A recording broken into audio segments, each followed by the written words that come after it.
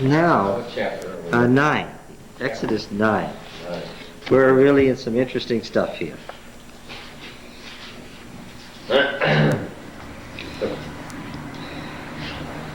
9:1. Yahweh said to Moses, "Go into Pharaoh and say to him, Thus says Yahweh, the God of the Hebrews, let my people go that they may serve me." This is good. I like this. Why? What's the demand all the time? Let So- my people go. Yeah, he never changes in his representation of himself to the Pharaoh. He just says, if you want to know more, I'll let you know more until you know enough. But you are going to let them go.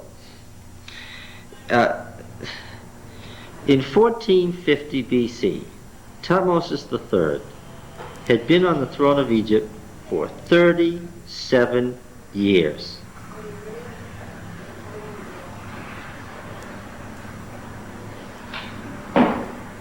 He was not a young man, he was an old man, and by Egyptian standards he was quite old. He was still vigorous. Oh yes, there were the abscessed teeth and the scoliosis that I mentioned before. He had tripled the size of the Egyptian Empire. And he had tripled the size of the Egyptian Empire personally. When the armies of Egypt went out to fight in Palestine, who was there? He was there at the head of those armies. He had personally tripled the size of the Egyptian Empire. And of course, vastly added to its wealth and its influence. It was the empire of its age. In the New Kingdom, in the 18th dynasty, it was the place and he was the king. Right? Mesopotamia had no answer to the New Kingdom Egypt. Now, as I said, he'd been on the throne for 37 years. And he was the absolute master of Egypt, both by political power and what else? By virtue of the fact that he was all the gods rolled into one. All the forces of nature, which were worshipped separately, were rolled into this one man. So, see, that's funny because he was personally responsible for all the responses of nature that were going on. He was the incarnation of the various forms of these gods. So when things were running amok, whose responsibility was it? It was his personally. Do you think he took this personally? Oh yeah, he didn't. He wasn't saying, "Oh, you just offended my religion, but I know you didn't mean to offend me personally." No. He himself was the issue. Now remember, this was the man who had murdered Hatshepsut, his half-sister and wife and stepmother, who had been the Pharaoh's daughter. And so he and Moses, this tug of war was also personal. Why? Because they were the two people who had vied for the throne. And it's something of a nightmare after 37 years and after having attained everything that an Egyptian emperor could be expected to attain. Having reached the pinnacle of religious and political power, to have Moses reappear. Wouldn't that give you a headache? Yes, right. How come he didn't kill him? Why? Oh, I think he fully intended to. He absolutely intended to. Can't you tell that this was a contest that was going to end in death for one of them? Why didn't he kill him right away? Oh, because, see, I think that there's something about the psychology of this. Thutmose III hadn't had a challenge in a long time that was a real challenge. And what did he intend to do? Use Moses as an example. Oh, as an example. He was, yeah. Moses walks in out of the desert and says, "Let my people go."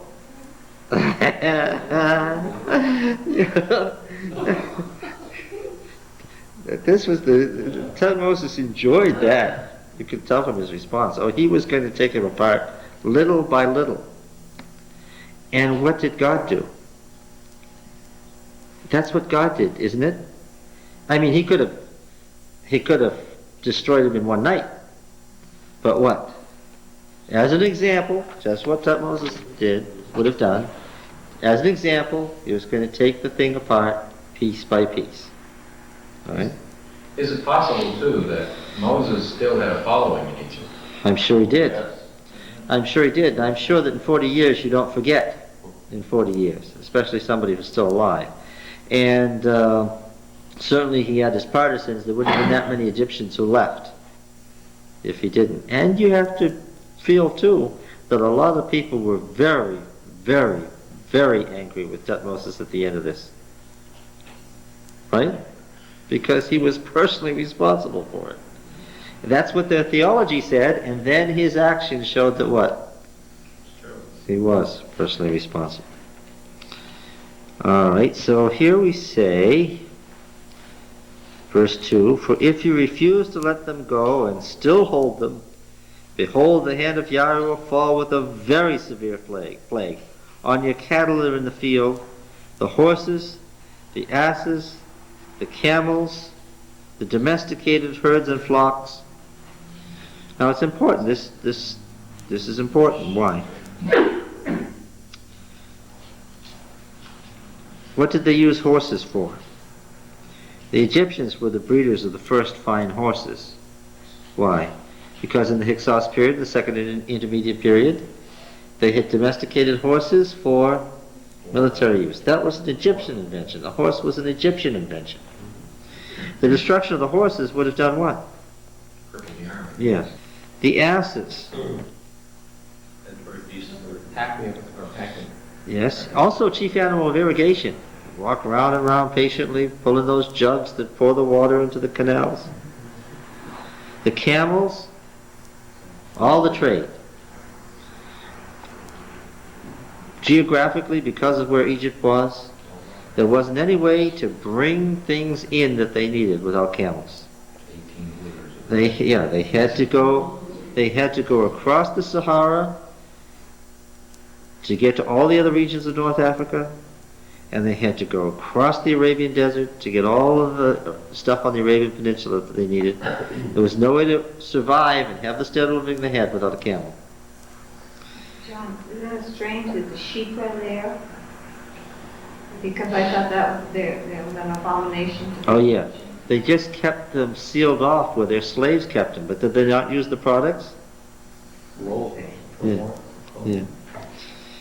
But Yahweh will make a distinction between the cattle of Israel and the cattle of Egypt, so that nothing shall die of all that belongs to the people of Israel. And Yahweh said at times, saying, "Tomorrow Yahweh will do this thing in the land." On the morrow Yahweh did this thing. All the cattle of the Egyptians died, but of the cattle of the people of Israel not one died. Pharaoh sent, and behold, not one of the cattle of the Israelites was dead. He checked it to see if it could possibly be true. The heart of Pharaoh was hard. I want to read a passage from this book. All right, reading aloud is not an effective teaching method, but I have to read this section here. What's the book, John? Moses and the Gods of Egypt by John Davis that I mentioned last week. Such a plague would have had grave economic consequences in the land of Egypt. Oxen were depended on for the heavy labor required in agriculture.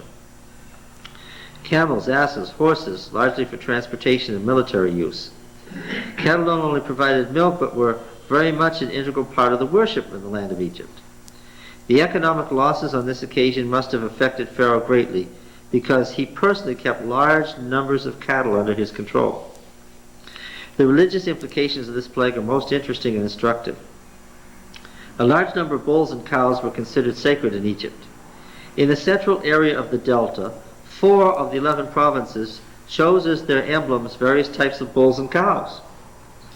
A necropolis of sacred bulls was discovered near Memphis, which was the capital of Lower Egypt. Remember, Lower Egypt is the north. Memphis is the capital. Thebes is the capital of Upper Egypt. Memphis is the capital there in the central delta. Necropolis of sacred bulls was discovered near Memphis, which place was known for its worship of both Ptah as a sacred Apis bull. The Apis bull was considered the sacred animal of the god Ptah. Therefore, the associated worship at this site with Memphis is readily understood. And probably this, where Pharaoh is at his house, is probably occurring in Memphis. There was at any one time only one sacred Apis bull, As soon as it died, another was chosen to take its place, an event that attracted a great deal of attention in the area of Memphis. The sacred bull was supposed to have been recognized by 28 distinctive marks that identified him as the deity and indicated that he was the object of worship. The importance of the Apis bull is perhaps best illustrated by one of the more spectacular archaeological discoveries of the Memphis region.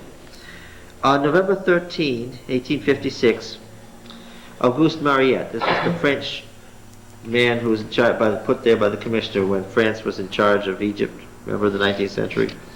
Auguste Mariette worked in this region, digging down to a shaft-like stairway to an underground avenue measuring initially 320 feet long. Later excavations indicated that the total length of the tunnel avenues reached to 1,120 feet. Using only torchlights, Mariette and a few of his workmen discovered 64 large burial chambers arranged along an avenue.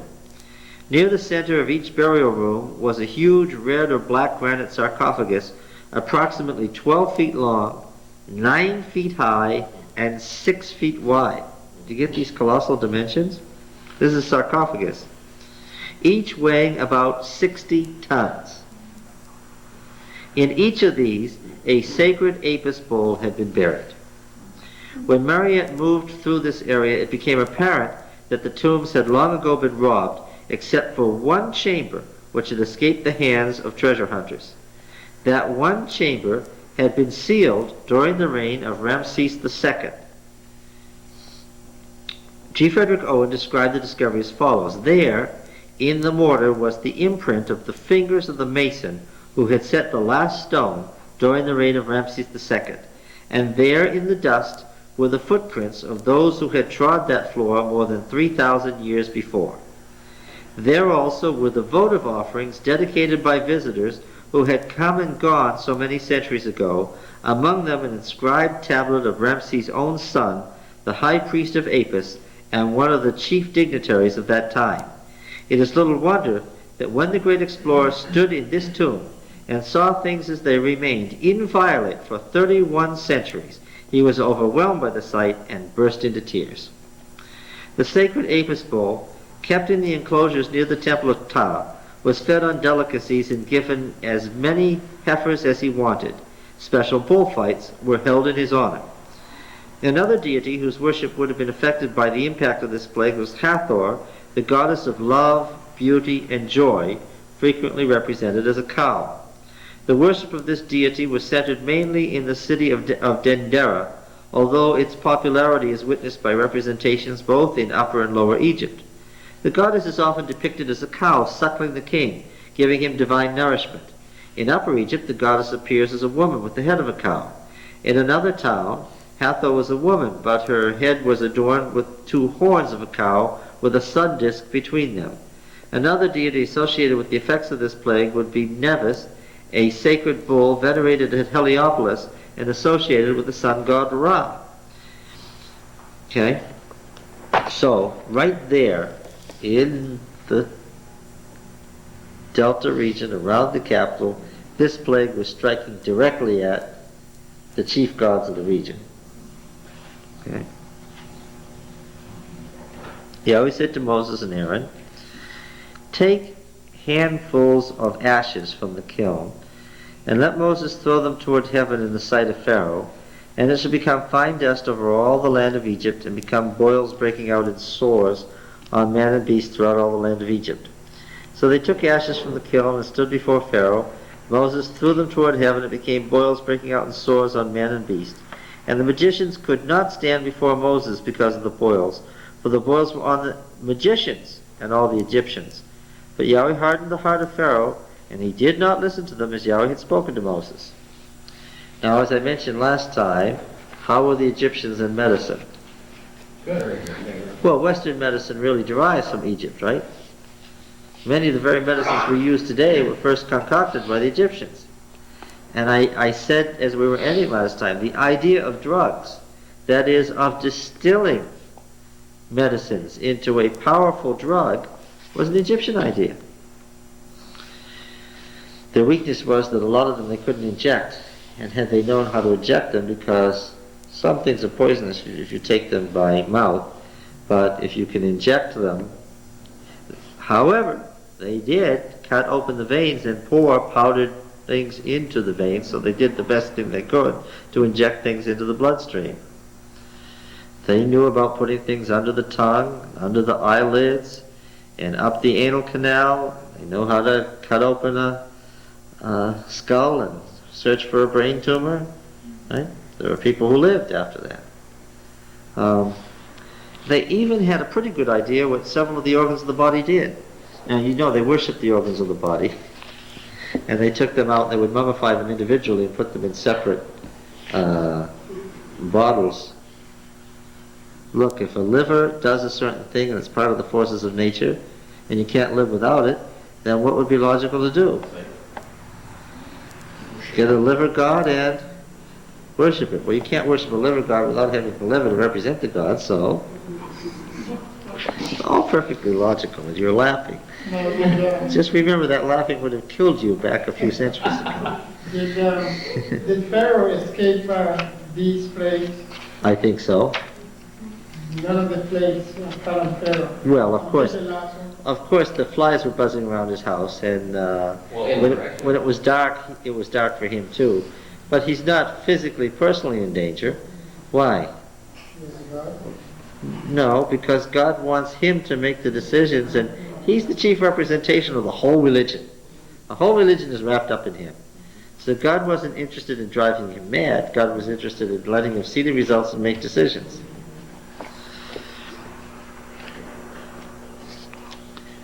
Sekhmet, the lion goddess, was supposed to have the power of both creating epidemics and bringing those epidemics to an end. One of the great and most powerful priesthoods of ancient Egypt was the Sunu priesthood, which was the priesthood of Sekhmet, and they were the doctors. Okay. Amulets and other objects were employed by the Egyptians to ward off the danger of epidemics in their lives. And of course, the very fact that the magicians continued to be called, even after their impotence had been demonstrated, indicated something of the hardness of Pharaoh's heart. The impact of the magicians is not to be underestimated. They were a potent force in the royal court, and so impressive was their presence that their names have been retained in the tradition. This occasion, like previous ones, did not bring a noticeable change in the attitude of the Pharaoh, for the simple reason given in the text that the Lord hardened his heart. This was a sovereign and judicial act of God, but was not an isolated event. He here quotes the Lord causing Absalom to reject the good counsel of Ahithophel, 2 Samuel 17:14. Remember that one? Okay. He also points out that it says in 1 Kings 12:15 that it was God who led Rehoboam to reject the petitions of the elders of Israel. It says that it was the Lord who hardened the heart of Sion in Deuteronomy 2:30. And it says in Joshua 11:20 that the Canaanites' hearts were hardened by God, so that they didn't repent when they saw Israel coming in. This plague, like the previous ones, most assuredly had theological implications for the Egyptians. It did not bring death, but it was serious and painful, and caused people to seek relief from the Egyptian deities charged with the responsibilities of healing. Serapis was the chief of these deities. Now you remember this Serapis. One is reminded of Imhotep, the god of medicine and the guardian of the healing arts. The inability of these gods to act on behalf of the Egyptians surely must have led to deep despair and frustration. Now the magicians, the priests, and the princes and commoners were all equally affected by the pain of a judgment that they could not ward off, except by the decision of the Pharaoh. Okay. Now the next one. Then Yahweh said to Moses, "Rise up early in the morning and stand before Pharaoh and say to him, 'Thus says Yahweh, the God of the Hebrews, let my people go, that they may serve me. For this time I will send all my plagues on your heart, and on your servants and your people, that you may know that there is none like me in all the earth. For by now I could have put forth my hand and struck you and your people with pestilence, and you would have been cut off from the earth. So this is, you see, in the context of the epidemic. But for this purpose have I let you live, to show you my power, so that my name may be declared throughout all the earth. You are still exalting yourself against my people, and will not let them go. Tomorrow about this time I will cause very heavy hail to fall, such as has never been in Egypt from the day it was founded till now. Now therefore send, get your cattle and all that you have in the field into safe shelter, for the hail that shall come down on every man and beast that is in the field and is not brought home, they shall die. Then he who feared the word of Yahweh among the servants of Pharaoh made his slaves and his cattle flee into the houses. He who didn't regard the word of Yahweh left his slaves and his cattle in the field. What effect do you think it had on the Pharaoh to see his own people taking the warning seriously? What's being indicated here?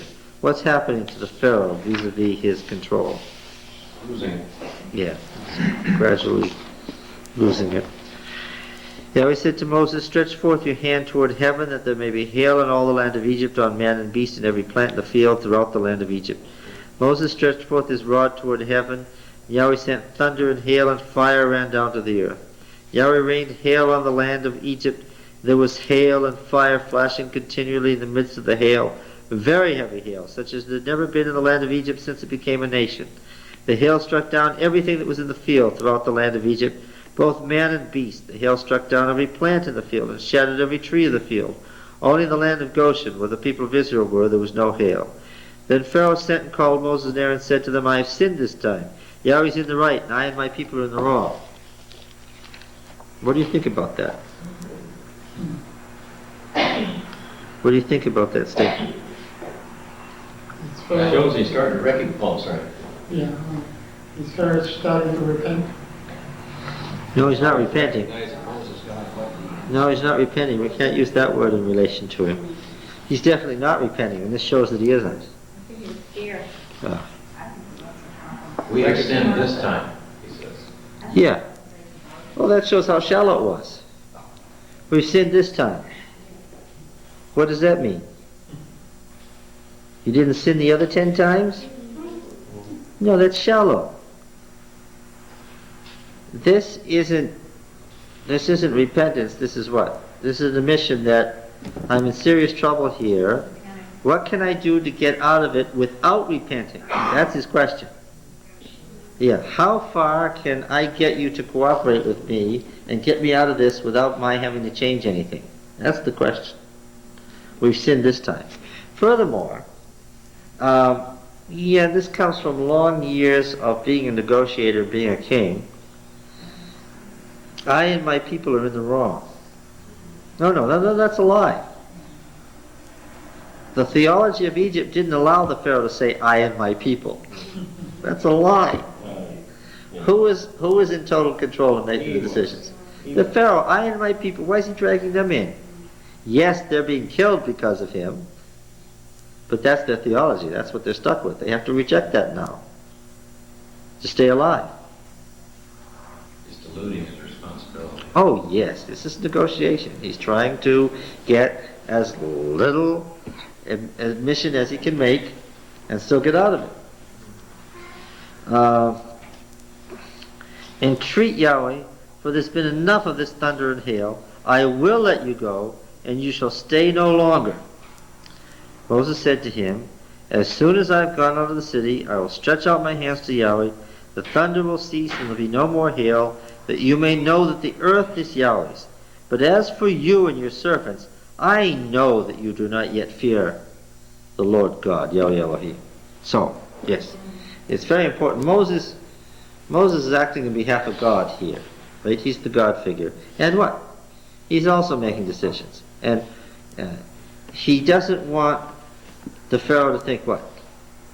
Getting away with it. That I'm in the least bit, yes, taken in by your statement. I'm going to entreat Yahweh for you anyway, but don't think it's because that I believe what you said. You Yeah, I think when that hail struck, it must have been really devastating. 'Cause I remember when we were in Germany, we had hailstones, and they were about as big as snowballs, and it was just unbelievable. The damage it did? Yeah, and my mother had to come get us with a thick, heavy quilt, because they could just, people were really actually had big bumps on their heads just from that falling. Mm-hmm.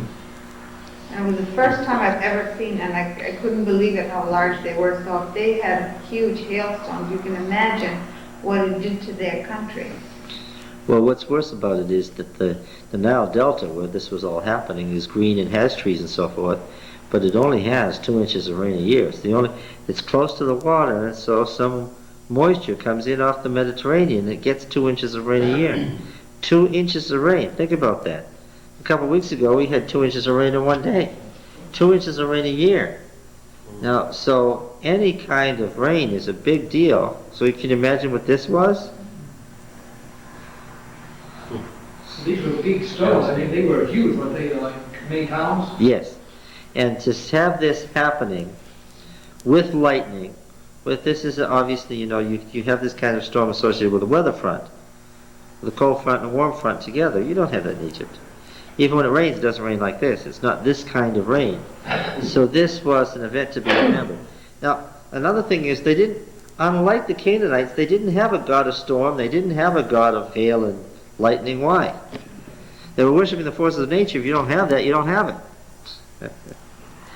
And they've got the forces of nature, and that's what it means that you may know that the earth is the Lord's. They're worshiping the various forces of nature in their various manifestations. But now, something the Egyptians had not conceived of was that there's something beyond fate. There's something beyond the laws of nature that runs nature and is fixed. Nature is amok here, so nature isn't fixed at all.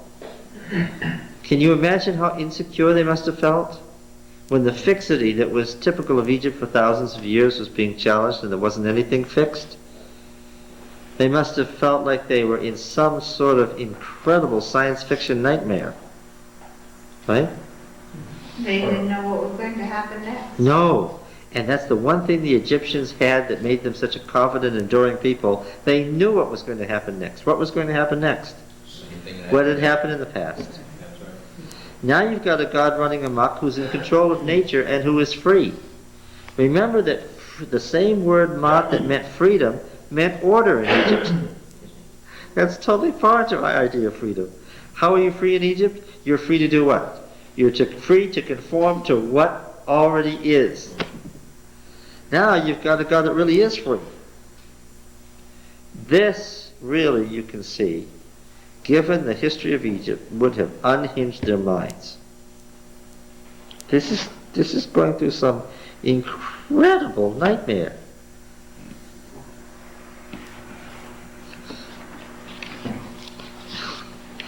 Well, you sort of feel sorry for them, but at the same time, how else would you destroy a religion like that? Along with this, John, were they realizing that there was something beyond the Pharaoh, which was their God? Oh, yes, they have to. I'm saying, you're concentrating here a lot on the fear element, but were they saying, there's something beyond? Well, that's what made the fear. Yeah. The thing that made them secure was the Pharaoh was the forces of nature, which were fixed. And now everything is unfixed. Constantly this change, and it's sinking in. And these plagues were over a matter of months. They didn't all happen in 3 weeks. This is over a matter of months. But we have a plague here that's going on in January, the end of January, the beginning of February.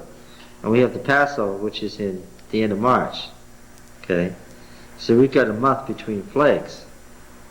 Why is God taking so long and letting it develop so slowly? Well, he could have done this in 10 weeks, but that isn't any time to make a rational decision when your mind is being unhinged and everything that you've ever known about reality is being taken apart. Well, Right. and too, if they worship the forces of nature, then you have to kind of work through a full cycle Yes. of all the things that they were in awe of and take them as they came. Yes, and so this thing moves from the fall equinox to the spring equinox. It goes through 6 months to let all the things that normally happen in Egypt, as you said, in the cycle of nature happen. Because how can you unmake the cycle of nature unless you let the cycle of nature go through? So this wasn't, this is a 6-month sequence here. And I suppose that when one plague went away, and there was some time that the Pharaoh probably deluded himself into thinking, Oh, it's the end of we've it. gotten past that. We go back to a verse, and this is just a picky thing, back to verse 6. Yeah.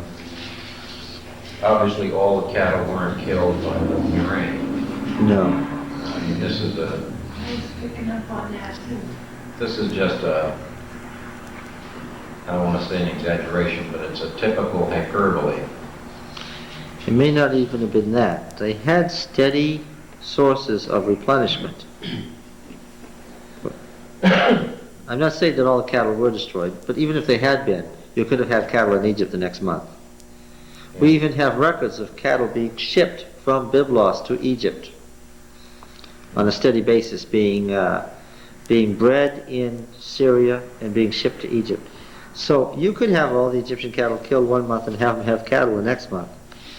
I know that the cattle were about gone at the end of the sequence. I know that they were about down to zero. Why? Because in his final compromise, Pharaoh said what? Go ahead and go. All the people leave. Just all of you leave, but what? Leave your herds. Leave your cattle here. Well, that was the reason. They were out.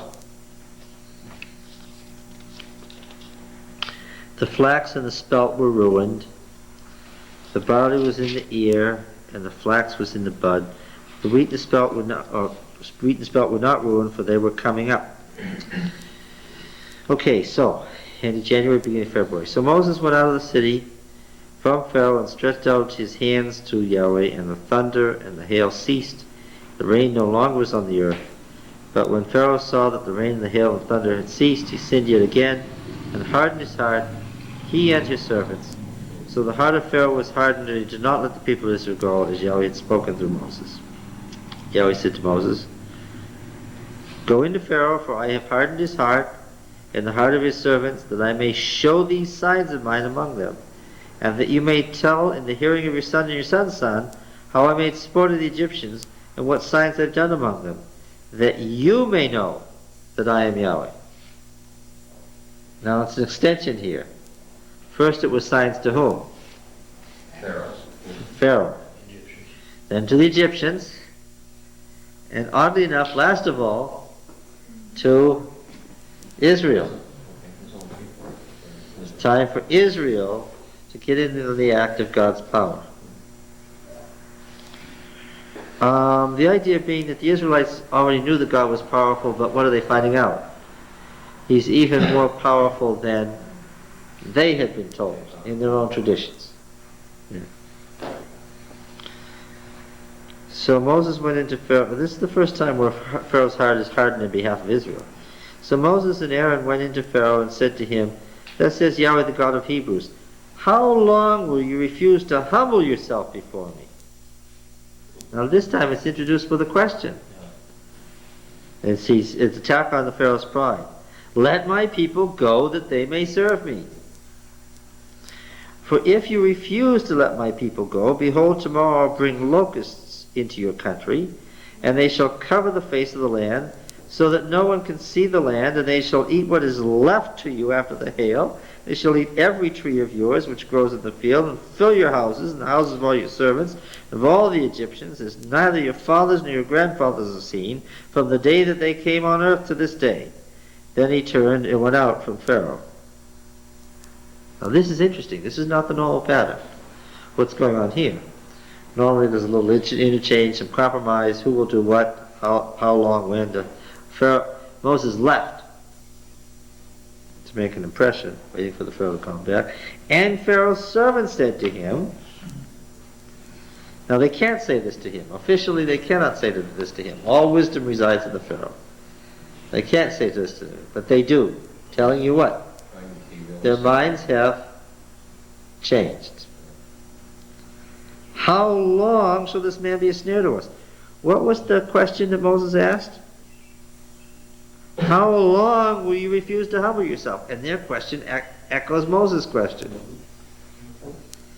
How long shall this man be a snare to us? Let the men go, that they may serve Yahweh their God.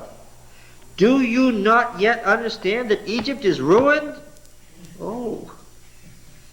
You can't speak to the Pharaoh, especially to Moses the third. What? What would he do? Say that to him once? You never make it to the underworld. You separate your head from your body and burn it up. Then you don't get to live on. So Moses and Aaron were brought back to Pharaoh, which is what Moses had intended. Do you see the little coyness? Now, why did he leave them to think it over on this one and expect that they would bring him back? Because a locust plague, what? That's really scary. Because after the hail and thunder's over, you can start to rebuild and wait for the next crop, but what? Once the locusts have come, what do you have left? Nothing. You ever seen locusts? I have. Yes. Go to the Midwest and see what they do to fields. They really do leave nothing. I mean, there really is nothing left. Now, of course, Egypt had all through the Delta local locust gods. Of course. He describes here a locust plague in Central Africa. 1926 and 27 it started. Swarms of migratory African locusts in an area 50 by 120 miles on the plains of the river Niger near Timbuktu. The next year the swarms invaded Senegal and Sierra Leone. By 1930, now this is 4 years later, the whole of West Africa was covered by this pestilence with everything movable. The locusts continued to swarm and reached Khartoum. Now you know where that is in the Sudan, all the way across the continent, more than 2,000 miles to the east of Timbuktu. They then turned south, spreading across Ethiopia and Kenya into the Congo. In 1932 they reached Angola and finally South Africa. Before the plague finally spread out 14 years after it began, it affected 5 million square miles of Africa, a land area double the size of the United States. A locust is capable of eating its own weight daily. 1 square mile swarm normally contains between 100 and 200 million locusts. It's unusual, however, for such plagues to occupy an area of a square mile. Swarms covering more than 400 square miles have been recorded and are not unusual. Flying locusts have been regarded as one of the marvels of nature. They're able to flap their wings non-stop for as much as 17 hours on record, may be able to fly at a cruising airspeed of 10 to 12 miles an hour for up to 20 hours. When young hoppers become winged adults, the bands become swarms with increased mobility, average density of 130 million per square mile. Depending on wind conditions, collective movements ranges from a few miles to more than 60 miles a day. Even with modern technology, the locust is still a serious problem. Massive numbers of them still breed and move with devastation over much of Africa. Reports of such plagues continue to appear even in modern times. In 1963, locusts destroyed every bit of vegetation in an area of South Africa, 30,000 square miles, an area about the size of the state of Maine.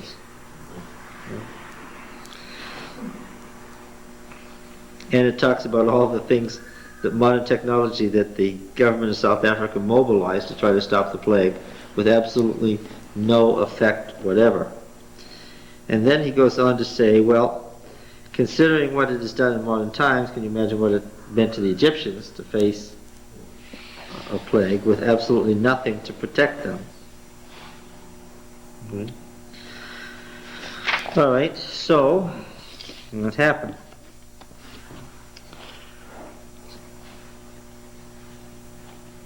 Verse 8, so Moses and Aaron were brought back to Pharaoh, and he said to them, go serve Yahweh your God, but who are to go?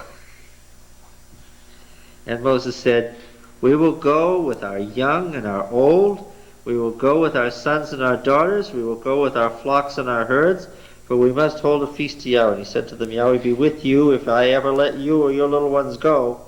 Look, you have some evil purpose in mind. No, go the adult men, Hashim, among you, and serve Yahweh, for that is what you desire. And they were driven out from Pharaoh's presence. Yahweh said to Moses, stretch out your hand over the land of Egypt for the locusts, that they may come upon the land of Egypt and eat every plant in the land, all that the hail has left. So Moses stretched forth his rod over the land of Egypt, and Yahweh brought an east wind on the land all that day and all that night. And when it was morning, the east wind had brought the locusts. The locusts came up over all the land of Egypt and settled on the whole country of Egypt, such a dense swarm of locusts as had never been before, nor ever shall be again. For they covered the face of the whole land, this is the ground, so that the land was darkened, and they ate all the plants of the land, and all the fruit of the trees which the hail had left, not a green thing remained, neither tree nor plant of the field, through all the land of Egypt. Then Pharaoh called Moses and Aaron in haste. Catch it. Said, I have sinned against Yahweh your God and against you. Well, this is a lot better than the last time. Right? Now he's saying, I. Now therefore forgive my sin, I pray you. That's only this once. I won't do it again, he says. And entreat Yahweh your God only to remove this death from me. So he went out from Pharaoh and entreated Yahweh, and Yahweh turned a very strong west wind, which lifted the locusts and drove them into the Red Sea. Not a single locust was left in all the country of Egypt. But Yahweh hardened Pharaoh's heart, and he did not let the children of Israel go.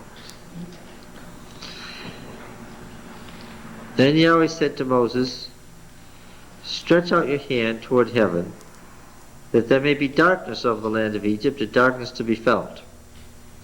What do you notice about this one? This is an interesting pattern. What do you... What? Oh, yes. Yeah. Well, and Nut, the goddess of the sky, and Ra, Amun-Ra. Lots of gods and goddesses. The sun, the moon, the stars, yes. But what I notice here is who is not consulted. Yeah, there's no consultation here. There's no warning. For 3 of the plagues, there's no warning. It just happens. So Moses stretched out his hand toward heaven. There was a thick darkness in all the land of Egypt 3 days. They did not see one another, nor did any rise from his place for 3 days, but all the people of Israel had light where they dwelt. Pharaoh called Moses and Aaron and said, go serve Yahweh. Your children also may go with you. Only let your flocks and herds remain behind. And I know why he said that. They didn't have anything left. Moses said, you must also let us have sacrifices and burnt offerings, that we may sacrifice to Yahweh our God. Our cattle also must go with us. Not a hoof shall be left behind. For we must take of them to serve Yahweh our God, and we do not know with what we must serve Yahweh until we arrive there. So how about the negotiation this time? Didn't work at all. Moses was much harsher this time. Yahweh hardened Pharaoh's heart, and he would not let them go. And Pharaoh said to him, get away from me. Take heed to yourself, and never see my face again, for in the day that you see my face you shall die. Moses said, as you say, I will not see your face again. Meaning what? Yeah. Now, of course, the narrative now for narrative purposes has been broken up. What actually happens here is that Moses has come with an annunciation of another plague, and that is the beginning of the narrative about Passover.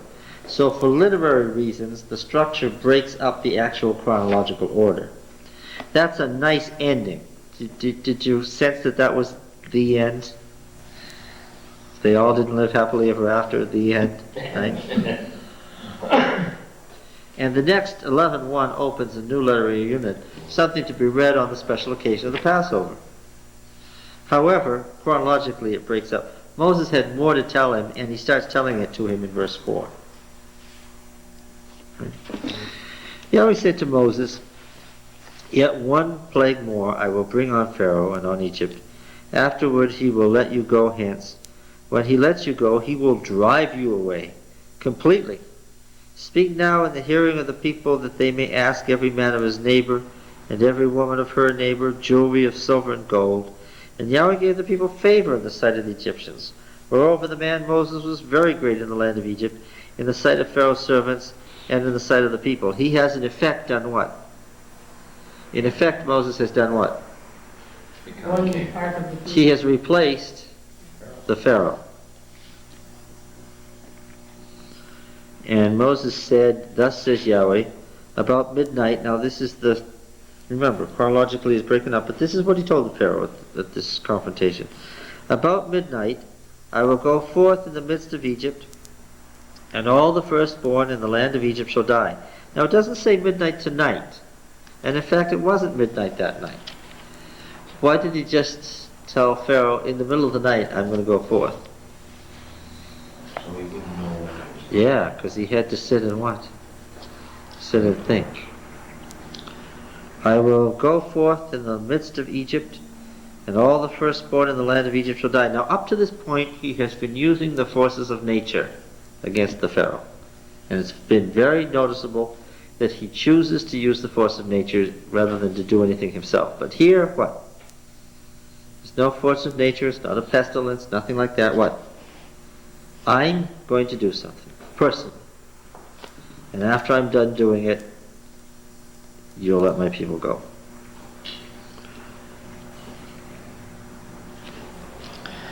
"Every firstborn in the land of Egypt shall die, from the firstborn of Pharaoh who sits on his throne to the firstborn of the maidservant who is behind the mill, and all the firstborn of the cattle.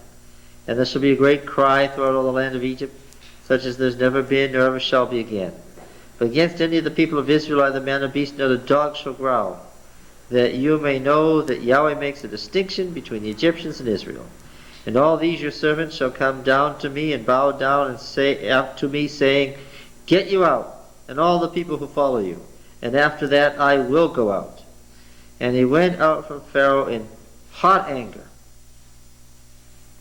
Hasn't made too much commentary on Moses personally, though we have seen that what is Moses' personal demeanor and tenor as this thing goes on. And it's interesting because God has brought him along to the point where it's not God whose patience is tried. What? It's Moses. A person in this position, Moses himself, is sick of the man and has lost patience with him.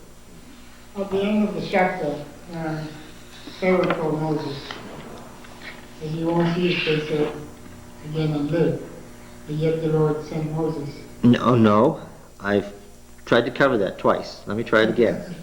For literary reasons, 11:1 is the beginning of a new literary section that was to be read traditionally about the Passover.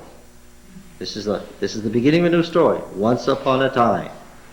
And because they have broken it up this way, they have broken up the chronology. This story here, where Moses is talking, comes before or after the verses above? What? Before. We see this a lot. For structural reasons, to bring an end at chapter 10 and a new beginning at chapter 11, they have reversed the sequence of these events. But of course, Westerners are much more interested in chronology than Easterners, right? The Eastern mind would not at all have been upset by the fact that we're going right on to a further conversation in a new literary section. It wasn't until these two stories were edited together by the priestly writer at the time of Hezekiah, and I know why it was in the time of Hezekiah, and I'll tell you that later. It wasn't until they were edited together by the priestly writer at the time of Hezekiah that an apparent contradiction occurs. Okay? Now, getting back, it's not a real contradiction. It's a pseudo-contradiction. So he went out from Pharaoh in hot anger. Yahweh said to Moses, Pharaoh will not listen to you, that my wonders may be multiplied in the land of Egypt. This is not the first time where we're going to see that God uses Moses as a foil in the Exodus. It's going to happen a number of times. It's already happened several times, but here's a good time to bring it up. God waits until Moses, a patient man, and unusually patient man, he's the foil. When an unusually patient man can't stand it anymore, then what? Then God will act to show you that he himself, as God, is willing to go beyond human endurance with people before he will destroy them. Alright? And on a number of occasions, God acts to calm Moses' anger down over a situation. And God is here saying to a very angry Moses, he's not going to listen to you, but don't worry about it. Moses and Aaron did all these wonders before Pharaoh, and Yahweh hardened Pharaoh's heart, and he did not let the people of Israel go out of his land. And now we have the long section on the institution of the Passover. We're going to interrupt here the narrative for the purpose that this narrative was written, which is about the religious institution of the Passover. Yahweh said to Moses and Aaron in the land of Egypt, this month shall be for you a beginning of months. It shall be the first month of the year for you. Tell all the congregation of Israel that on the 10th day of this month they shall take every man a lamb according to their father's houses, a lamb per household. If the household is too small, man and his neighbor next shall take according to the number of persons. According to what each can eat, you shall make your count for the lamb. Your lamb shall be without blemish, a male a year old. Take it from the sheep or from the goats, and you shall keep it until the 14th day of the month, when the whole assembly of the congregation of Israel shall kill their lambs in the evening. They shall take some of the blood and put it on the two doorposts and the lintel of the houses in which they eat them. They shall eat the flesh that night roasted, with unleavened bread and bitter herbs they shall eat it. Do not eat any of it raw or boiled in water, but roasted, its head and its legs and its inner parts, and you shall let none of it remain until morning. Anything that remains in the morning you shall burn. In this manner you shall eat it. Your loins girded, sandals on your feet, staff in hand, eat in a hurry. It is Yahweh's Passover, for I will pass through the land of Egypt that night, and I will smite all the firstborn in the land of Egypt, both man and beast, and all the gods of Egypt I will execute judgments. See, this is not even subtle. It's on all the gods of Egypt I will execute judgments. I am Yahweh. The blood shall be a sign for you upon the houses where you are. And when I see the blood, I will pass over you, and no plague shall befall you to destroy you, when I smite the land of Egypt. This day shall be for you a memorial day, and you shall keep it as a feast to Yahweh throughout your generations. You shall observe it as an ordinance forever. 7 days you shall eat unleavened bread. On the first day you shall put away leaven out of your houses. If anyone eats what is leavened from the first to the 7th day, that person shall be cut off from Israel. On the first day you shall hold a holy assembly. On the 7th day a holy assembly. No work shall be done on those days, but what everyone must eat, that only may be prepared by you. And you shall eat that night roasted, with unleavened bread and bitter herbs they shall eat it. Do not eat any of it raw or boiled in water, but roasted, its head and its legs and its inner parts. And you shall let none of it remain until morning. Anything that remains in the morning you shall burn. In this manner you shall eat it. Your loins girded, sandals on your feet, staff in hand, eat in a hurry. It is Yahweh's Passover, for I will pass through the land of Egypt that night, and I will smite all the firstborn in the land of Egypt, both man and beast, and all the gods of Egypt I will execute judgments. See, this is not even subtle. It's on all the gods of Egypt I will execute judgments. I am Yahweh. The blood shall be a sign for you upon the houses where you are. And when I see the blood, I will pass over you, and no plague shall befall you to destroy you, when I smite the land of Egypt. This day shall be for you a memorial day, and you shall keep it as a feast to Yahweh throughout your generations. You shall observe it as an ordinance forever. 7 days you shall eat unleavened bread. On the first day you shall put away leaven out of your houses. If anyone eats what is leavened from the first to the 7th day, that person shall be cut off from Israel. On the first day you shall hold a holy assembly. On the 7th day a holy assembly. No work shall be done on those days, but what everyone must eat, that only may be prepared by you. And you shall observe the feast of unleavened bread, for on this very day I brought your hosts, your armies, That's what that word means. Out of the land of Egypt. Therefore you shall observe this day throughout your generations as an ordinance forever. In the first month, on the 14th day of the month at evening, you shall eat unleavened bread, and so until the 21st day of the month at evening. For 7 days no leaven shall be found in your houses. For if anyone eats what is leavened, that person shall be cut off from the congregation of Israel, whether sojourner or native of the land. You shall eat nothing leavened. In all your dwellings you shall eat unleavened bread. Now this very wordy, detailed style is the style of the priestly code, where the laws are given and they're compiled and explained further and yet further and further. This is typical of the priestly code. It's given great, precise descriptions. Moses called the elders of Israel, said to them, select lambs for yourselves according to your families. Kill the Passover lamb. Take a bunch of hyssop and dip it in the blood which is in the basin. Touch the lintel and the 2 doorposts with the blood. Now blood is life, and what is hyssop? Death. No, not at all. Hyssop. Yeah. The bush. The herb. It's a medicine. That's right. Okay? 2 symbols of life. Alright? And none of you shall go out of his door of his house until the evening.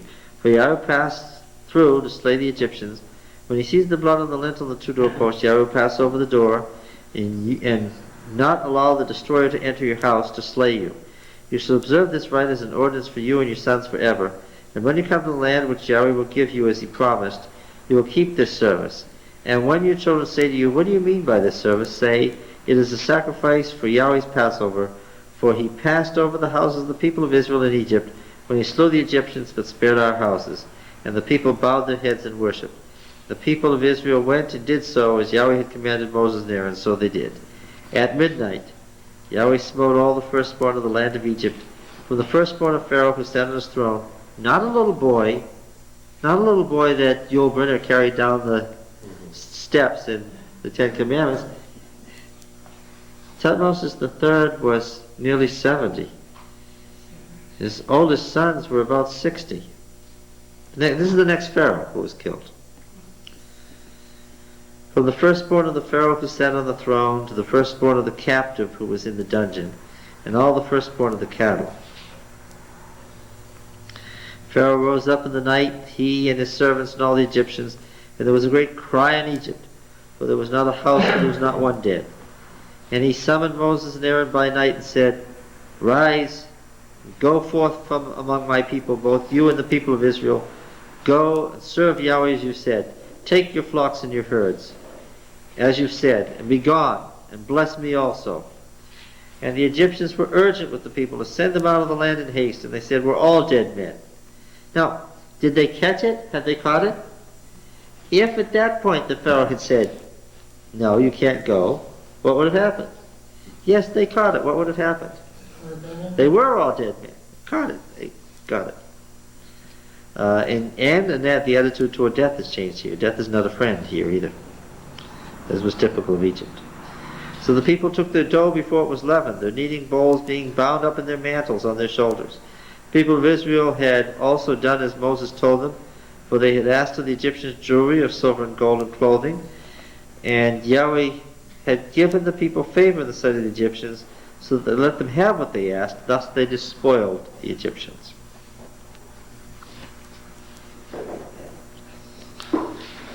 Okay. There's a problem here with so many dead too, and that's the issue is that they don't have the time that's necessary to embalm them all properly and prepare them for the underworld. There's too many dead. They were going to cease to exist. Yeah. And of course, if they all died, then that would be it. Besides which, the whole thing was called into question now. The nature of life and death, the nature of reality, it was all at sea. This is what caused the upheaval under Amenhotep IV, and changing his name to Akhenaten, and Egyptian monotheism, and only the Aten disk, and an attempt to be a monotheistic religion. It was an attempt to get this so destabilized Egypt that for 2 centuries it was unstable. John, would you think along with this that many of the Egyptians that were questioning Pharaoh's now godship, if I can use that, who may not even really believe or be a believer in the God of Moses, still put blood over their doorposts to protect they would do it even though they may not believe. That's who the mixed multitude were, who left. And some of them, the mixed multitude gets a bad rap because a lot of upheavals came from among them. But we have to remember that a lot of those people became members of Israel and made it. They weren't all rebels. Some of them left Egypt and became members of Israel.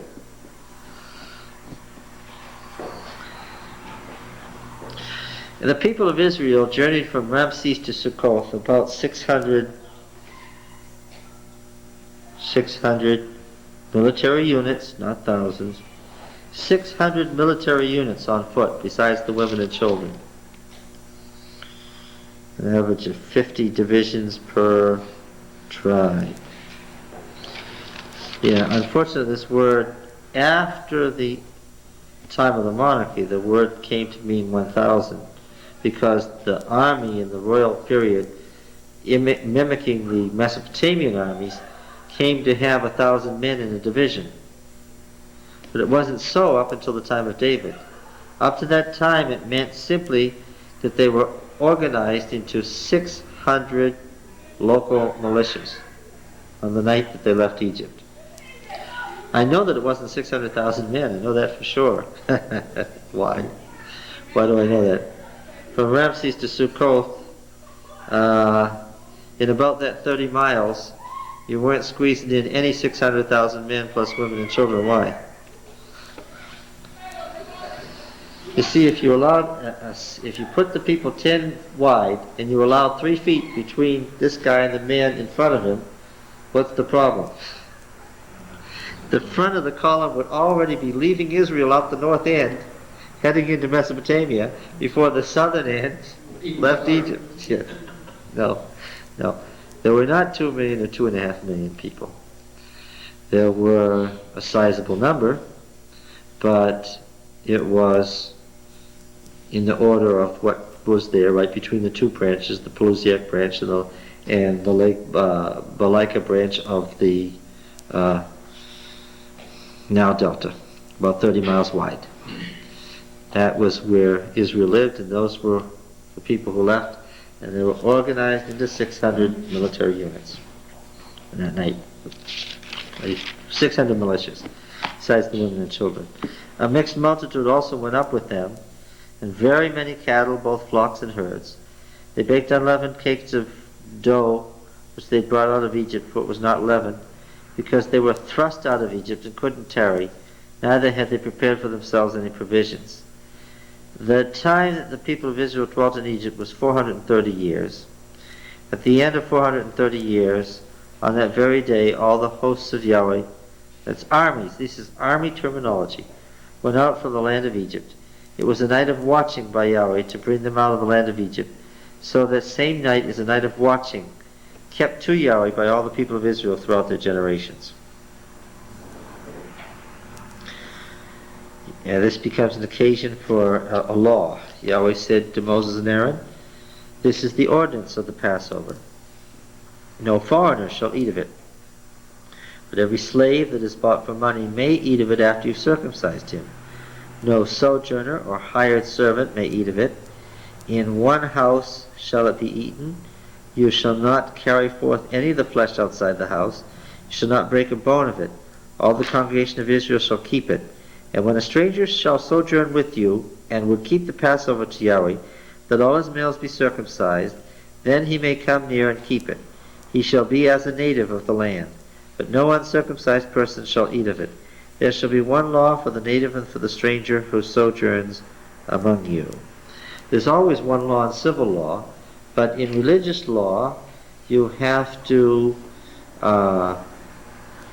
follow the commandments that make you headed toward conversion before you're allowed to keep the religious laws. Otherwise, you're automatically excluded. On that very day, Yahweh brought the people of Israel out of the land of Egypt by their hosts. Yahweh said to Moses, "Consecrate to me all the firstborn. Whatever is first to open the womb among the people of Israel, both of men and beasts, is mine." He's going to have some laws about that later, about the firstborn. Moses said to the people, Remember this day in which you came out from Egypt, out of the house of bondage, for by the strength of the hand of Yahweh you were brought out from this place. No leavened bread shall be eaten. This day you shall go forth in the month of Aviv, and when Yahweh brings you into the land of the Canaanites, Hittites, Amorites, Hivites, and Jebusites, which he swore to your fathers to give you, a land flowing with milk and honey, you shall keep this service in this month. 7 days you shall eat unleavened bread, and on the 7th day there shall be a feast to Yahweh. Unleavened bread shall be eaten for 7 days. No leavened bread shall be seen with you, and no leaven shall be seen with you in all your territory. And you shall tell your son on that day, it is because of what Yahweh did for me when I came out of Egypt. And it shall be to you as a sign on your hand, and as a memorial between your eyes, that the law of Yahweh may be in your mouth. For with a strong hand Yahweh has brought you out of Egypt. You shall therefore keep this ordinance at its appointed time from year to year. And when Yahweh brings you into the land of the Canaanites, as he swore to you and your fathers, and shall give it to you, you shall set apart to Yahweh all that first opens the womb. All the firstlings of cattle that are males shall be Yahweh's. Every firstling of an ass you shall redeem with a lamb. Or if you will not redeem it, you shall break its neck. Every firstborn of man among your sons you shall redeem. Why? What's supposed to happen to the firstborn? It's Karen. It's supposed to be killed, right? Or you have to present an offering in their place. And when you, in time to come, your son asks you, what does this mean?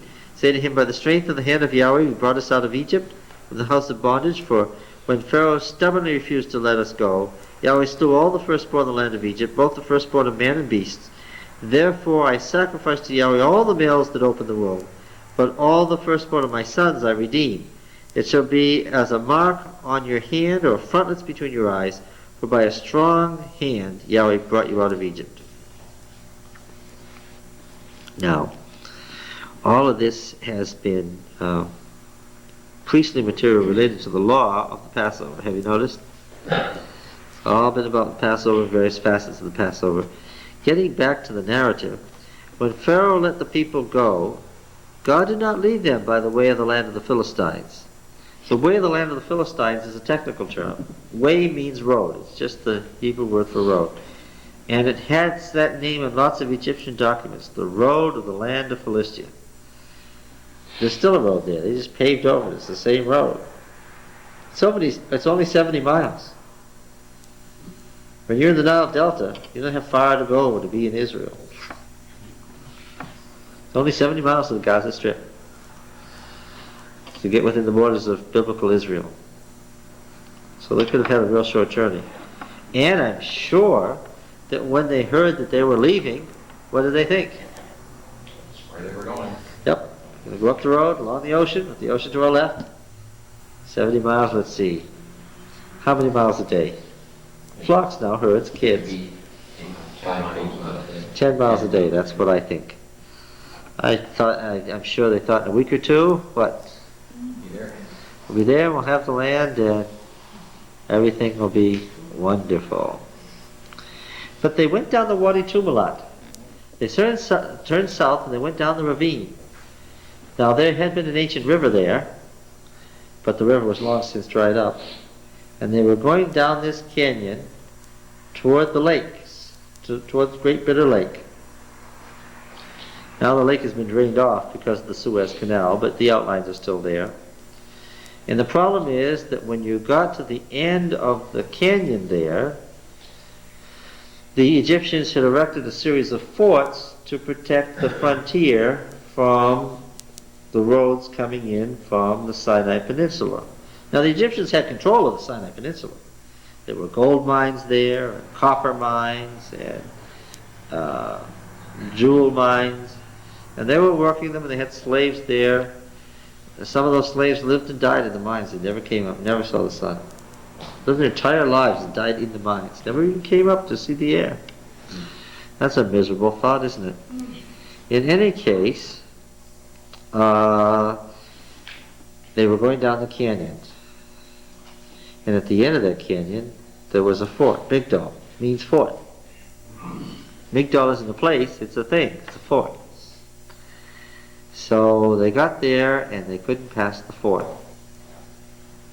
Now you see when you're in a canyon with a big fort at the end of it, you've got a problem. And on the other side of the fort there was this tidal basin. Now this tidal basin business is going to figure into the story. I'm going to try to tell you what happened without bringing Cecil B. DeMille in here, and at the same time not having you so frustrated that it doesn't accord with what you thought happened that it outrages you. Let's try to take this slowly. You have to have lived around tidal marshes to know how dangerous they are. In addition, the Egyptians were afraid of the water. Why? They didn't have big ships, and the trade that they did have with Palestine, their little ships kept the land in sight. Why were they afraid of the water? Because it might fall off the other side. Well, that's one reason. What's in the water? The sea monster, seven-headed dragon. And all the gods of the land were somehow negated by once you got into the water, they didn't know who to worship or how. The ocean, if you talk about the forces of nature, the ocean is unpredictable, right? Yes. Now, there is always a problem when you get around tidal basins, especially tidal basins that are connected between freshwater and seawater. Right? And you know every year some fool is going to go to Maine and he's going to fish along one of the places where a river comes out to the ocean, and what's going to happen? Yeah, he's going to be part of the evening news that night, and then we'll forget him. We'll never think about him again. Because 4 more fools are going to have this happen next week. What's going to happen? They're going to drown because water is very treacherous. On one hand, you've got dry land. But what happens 30 minutes later? Suddenly you're in the middle of not just water, but what? You've got this tide rushing in, and what was dry land 30 minutes ago is 10 feet deep now with a tide. Yeah. Bay of Fundy, like Yes. And what time of the year was this again? spring. Yes, the spring equinox, the Passover moon. This was the Passover moon, the time of the highest tides. Okay. See, this all started in the fall, and now it's spring. And in addition, the Egyptian army was largely what? What were they following them with? Chariots. Yes. Tanks. Take your chariotry into the middle of a spring tidal basin when you're afraid. The one thing you have to know about water is, because I've had a few experiences and I'm sure you have too, is if you're in trouble in the water, what's the most important thing? Don't panic. Think about what you are, where you are, and what you have to do to stay alive. Because if you panic, what's going to happen? Yeah, you'll drown. And can you imagine these people in the middle of this situation panicking? What was going to happen? And of course, horses are notorious for sensing what people feel. Right? As soon as you panic around a horse, what's going to happen? The horse is going to panic too. It's a prescription for disaster. Right? Now it's a tidal basin. It says the Sea of Reeds. That's what it means. It doesn't say the Red Sea here. Oh, I know it says Red Sea in Chronicles, but the chronicler was 800 years later.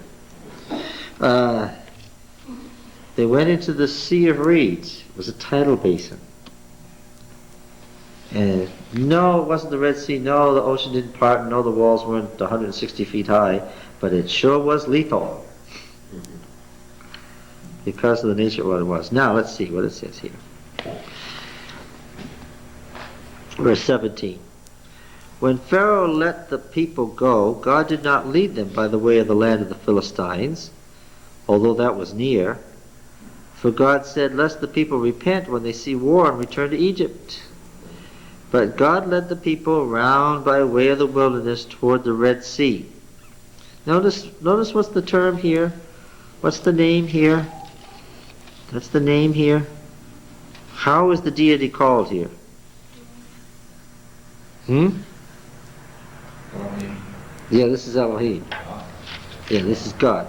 Who have we been following here up to this point? Yahweh, yes. So what we have here is an editorial comment from the time of the chronicler, which accords directly with the chronicler, but is simply wrong. Led them through round by way of the wilderness toward the Red Sea, and the people of Israel went up out of the land of Egypt equipped for battle. And Moses took the bones of Joseph with him, for Joseph had solemnly sworn the people of Israel, saying, God will visit you, then you must carry my bones with you from here. And they moved on from Succoth and encamped at Etham on the edge of the wilderness. And Yahweh went before them by day in a pillar of cloud to lead them along the way, and by night in a pillar of fire to give them light, that they might travel by day and night. The pillar of cloud by day and the pillar of fire by night did not depart from before the people. Yahweh said to Moses, then Yahweh said to Moses, picking up the earlier narrative, right? We've been following the narrative about what Yahweh was saying to Moses in the plagues here. Yahweh said to Moses, tell the people of Israel to turn back and encamp in front of Pi-hahiroth, between Migdol, between the fortress and the sea, and in front of Baal-zephon. You shall encamp over against it by the sea. All right? So he specifically told them to go into this trap. Okay? For Pharaoh will say of the people of Israel, they are entangled in the land, the wilderness has shut them in. And I will harden Pharaoh's heart, and he will pursue them, and I will get glory over Pharaoh and all his hosts, and the Egyptians will know that I am Yahweh. And they did so. When the king of Egypt was told that the people had fled, the mind of Pharaoh and his servants was changed toward the people, and they said, what is this we have done, that we have let Israel go from serving us? So he made ready his chariot and took his army with him, took 600 picked chariots and all the other chariots of Egypt with officers over them. And Yahweh hardened the heart of Pharaoh, king of Egypt, and he pursued the people of Israel as they went forth defiantly. The Egyptians pursued them, all Pharaoh's horses and chariots, and his horsemen and his army, and overtook them and encamped at the sea by Pi-hahiroth in front of Baal of the north, Baal-zephon. So this was a military, these were probably mercenaries, probably Canaanites. Named the place Baal of the north. That was the name of their god, Baal-zephon. When Pharaoh drew near, the people of Israel lifted up their eyes, and behold, the Egyptians were marching after them, and they were in great fear. Again, I would refer you to Dr. Shea's article in the review last summer, where the exact site is pinpoint. It was discovered in the late 70s. The exact site of Migdol and Pi-hahiroth. The very point at which they were facing the Red Sea is known today. You can walk right down the canyon and see the trap they were in. You actually can see pictures of the ridges on both sides, see the situation they were in. The people of Israel cried out to Yahweh. They said to Moses, is it because there are no graves in Egypt that you've taken us away to die in the wilderness? What have you done to us in bringing us out of Egypt? Is not this what we said to you in Egypt? Let us alone to serve the Egyptians? But it would have been better for us to serve the Egyptians than to die in the wilderness. Moses said to the people, fear not, stand firm, and see the salvation of Yahweh, which will work for you today. For the Egyptians whom you see today, you shall never see again. Yahweh will fight for you, and you have only to be still. Great line. Yahweh will fight for you, and you have only to be still. Now, he wouldn't do it if they wouldn't be quiet. That was the condition. They had to stop screaming for help here. Yahweh said to Moses, why do you cry to me? Tell the people of Israel to go forward. Like God said to Moses, what's the problem here? Why are you even asking me what to do? Lift up your rod. He's sort of saying to Moses, do you have a rod? What did you just do? You destroyed Egypt with this rod? You know what you're supposed to do. Don't be crying to me about it. He's placing Moses' responsibility to get them moving. Lift up your rod, stretch it out over the sea, and divide it, that the people of Israel may go on dry ground through the sea.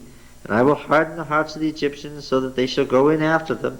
And I will get glory over Pharaoh and all his host, his chariots and his horsemen. And the Egyptians shall know that I am Yahweh, when I have gotten glory over Pharaoh, his chariotry, and his horsemen. Then the angel of God, who went before the host of Israel, moved and went behind them.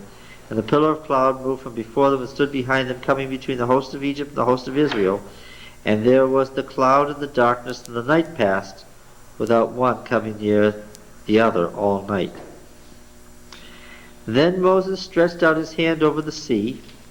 Yahweh drove the sea back by a strong east wind all night, and made the sea dry land so that the waters were divided. That tells me how deep it was.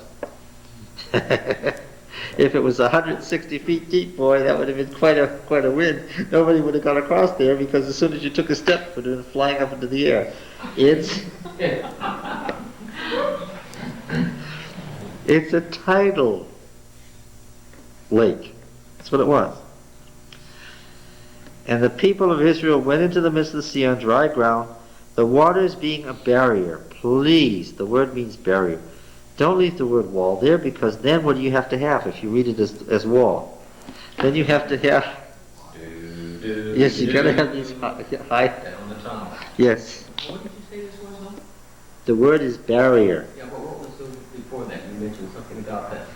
That was a tidal what? A tidal basin.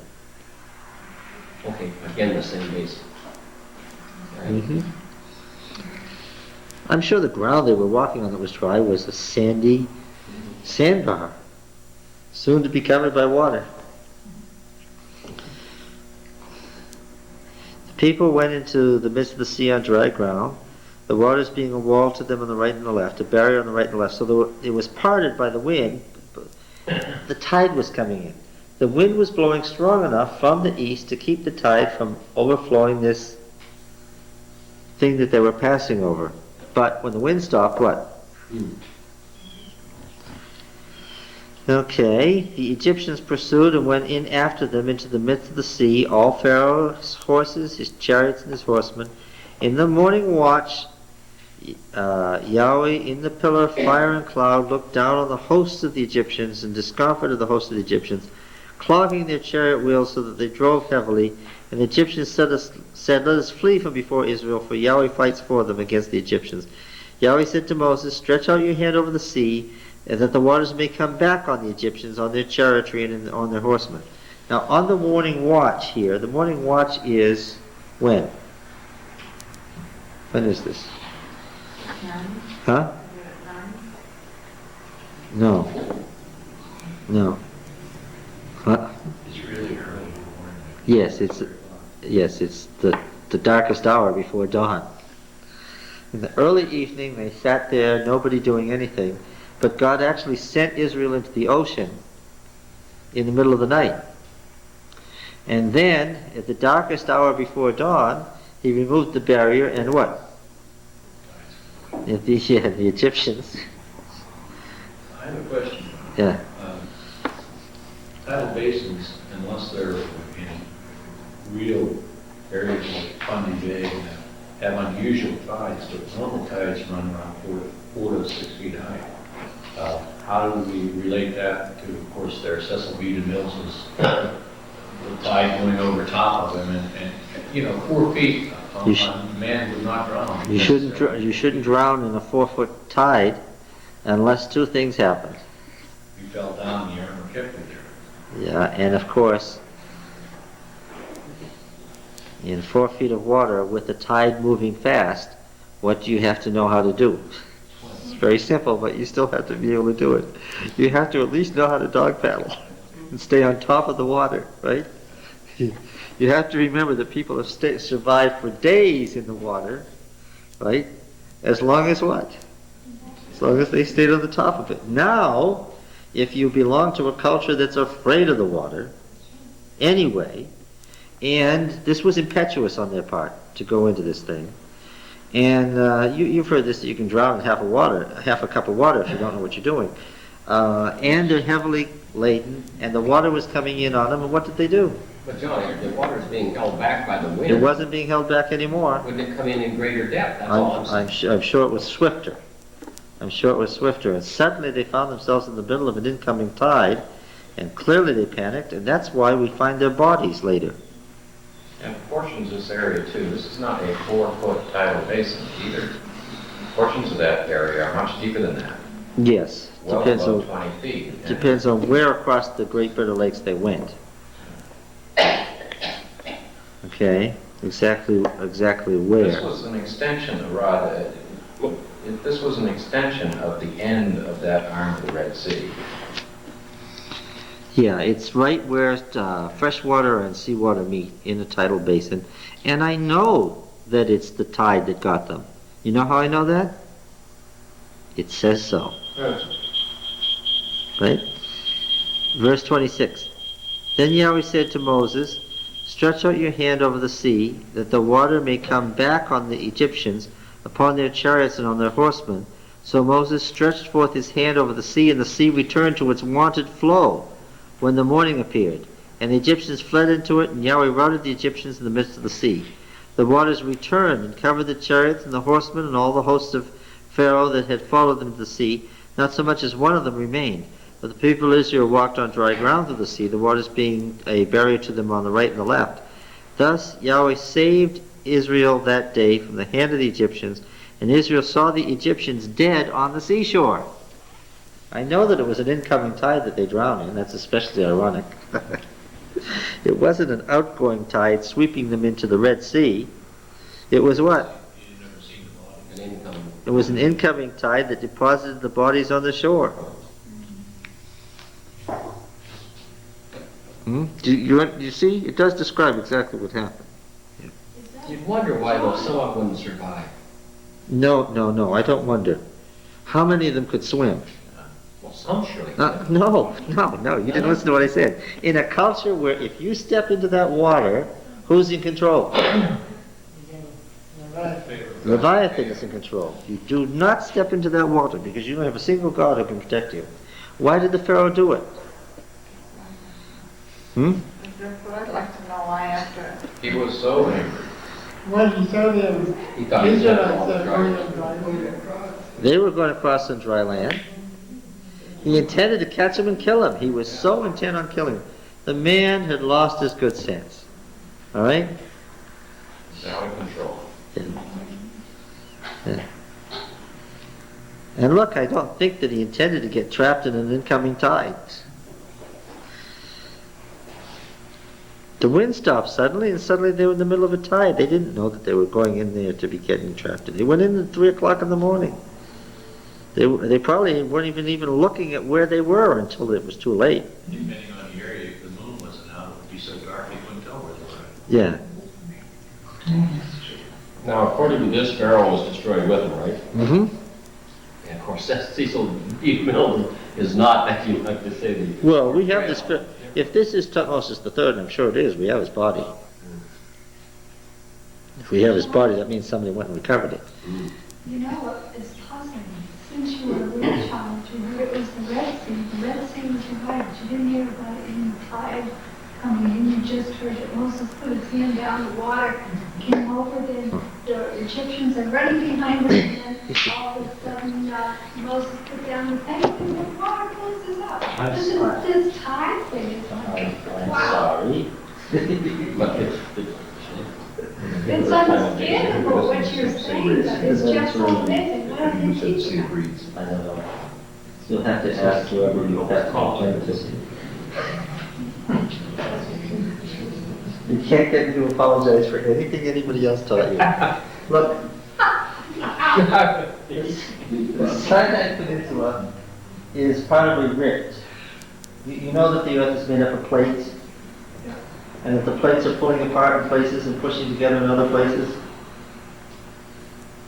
Can the Y and the P share one stroke here? This is where two plates are pulling apart. And it starts here and it gets deeper and deeper and deeper and deeper. In fact, where the trade routes come down, you had to embark on ships to cross.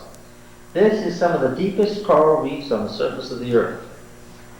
Here. There's marine life here that isn't found anywhere else in the world. This goes all the way down the east coast of Africa, and it comes out in a rift where Victoria Falls is. That's where the rift ends. This is deep, major deep. I'm talking about thousands of feet deep. No wind blew it open, and even if it had blown it open, you know what? You couldn't cross it because there are coral canyons thousands of feet deep. They did not cross the Mead Sea. They crossed the lakes here. And actually what they did was, they crossed like this, right into the Sinai Peninsula. They went down to Wadi Tumla, which is and here was the fourth. Okay. Yes. Now then, we're going to find out if this is true by reading the Song of Moses in chapter 15 also.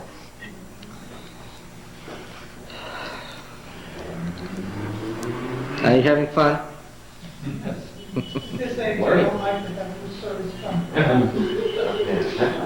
I think we can stoop to so much of the traditional education we get. Yeah, well, we have religious tradition, not just the Catholics. We have one or two traditions of our own. Now then, let's see. Moses and the people of Israel sang this song to Yahweh, saying, I will sing. This is a very ancient song, and it has ancient Hebrew poetry. There are a few passages in the Old Testament where the poetry is really difficult. Even scholars spend long periods of time on Exodus 15 because this is really ancient. This is the song itself. This has been retained. This is the real song. Okay? I took a course in early Hebrew poetry at Harvard, and we spent weeks on this. Very, very interesting. We're not going to go into the details. I will sing to Yahweh, for he has triumphed gloriously. The horse and his rider. Well, not really. The horse and his chariotry or charioteer he has thrown into the sea. Yahweh is my strength and my song, and he has become my salvation. This is my God, and I will praise him, my father's God, and I will exalt him. See the couplets? Yahweh is a man of war. Yahweh is his name.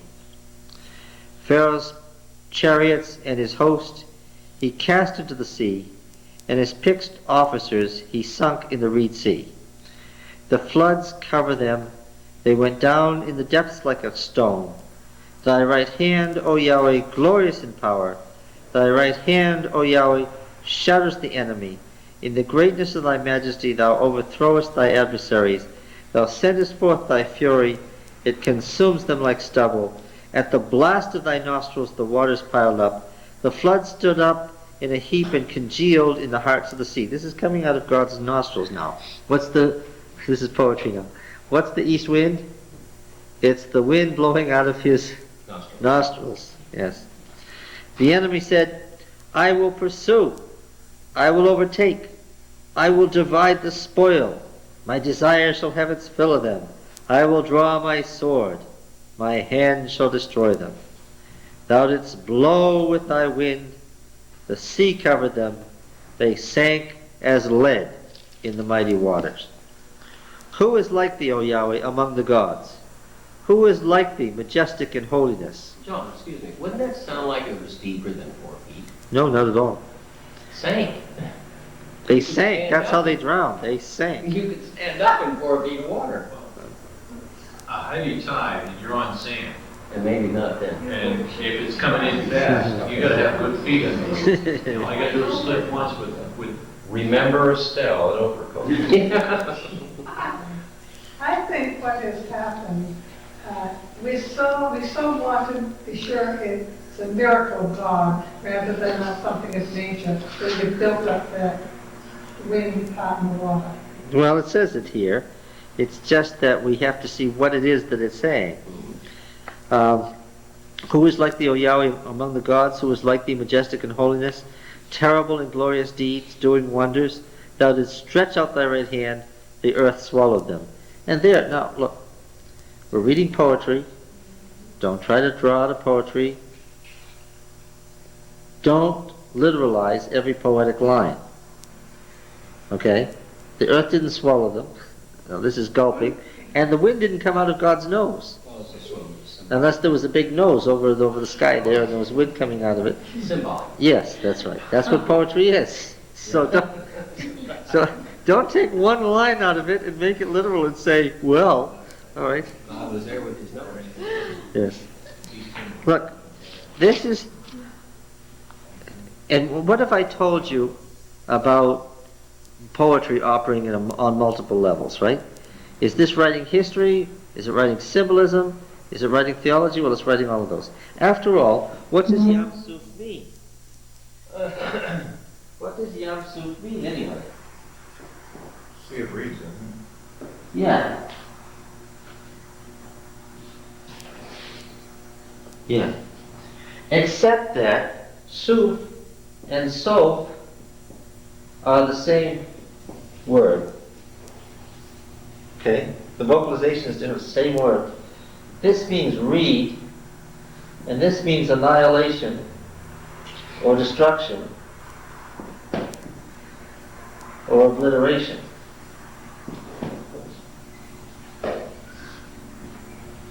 So where did the horse and his rider go? Destruction. They sunk in the sea of reeds, or they went into the sea of annihilation, and they never came out. But which does the poet mean? Both, of course, obviously. That's what poetry is. For my unnatural portions, east to west, if they are going east, that means that the wind would be directly at them from across. That's right, the sea. in their face, exactly. All right, you're in a canyon, and under normal circumstances, it would be at your back, coming down the canyon across the That's right. ocean. This So was, what you're saying to me is, somewhere along the way, the Lord turned the wind around and blew it right back up the canyon. just like we had with the locusts, right? It's blowing one way to get them and the other way to get rid of them. All right. Verse 13 now, this is very interesting. Thou hast led in thy steadfast love the people whom thou hast redeemed. Thou hast guided them by thy strength to thy holy abode. The peoples have heard, they tremble. Pangs have seized on the inhabitants of Philistia.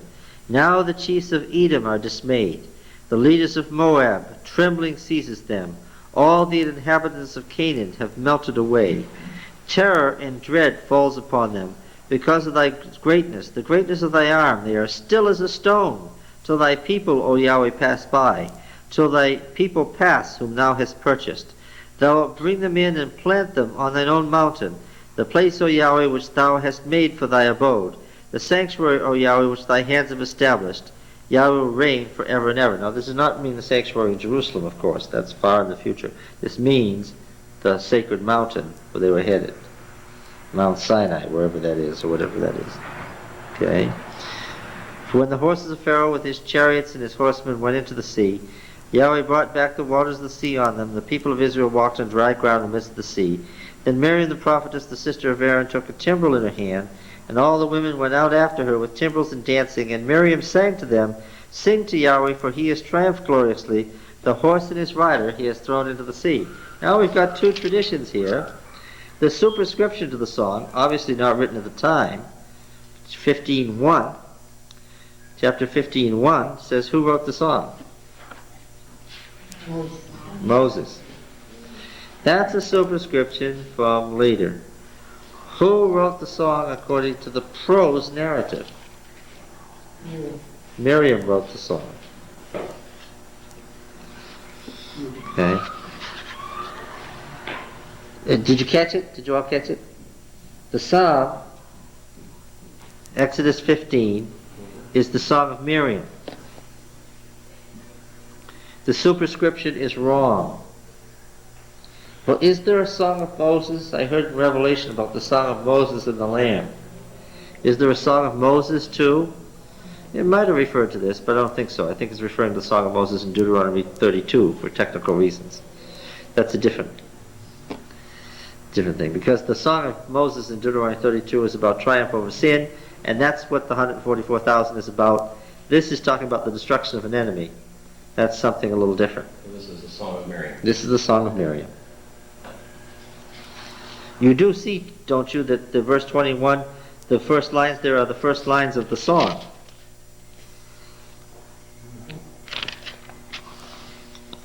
All right. No,